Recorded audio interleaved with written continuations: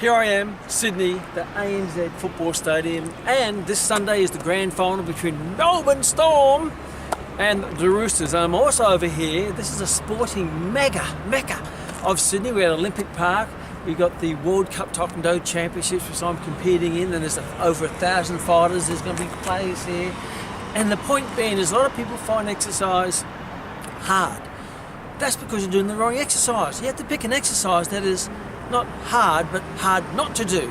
So when you do an exercise or a sport or an activity that is attached to a purpose and an outcome, and comradeship and competition and sense of achievement, then you find it hard not to do. You'll be jumping out of bed because you got the championship coming up, or the marathon coming up, or the triathlon coming up, or the football coming up. So pick something that adds purpose to your life, and you find exercise easy to do. And that would be no cow poo.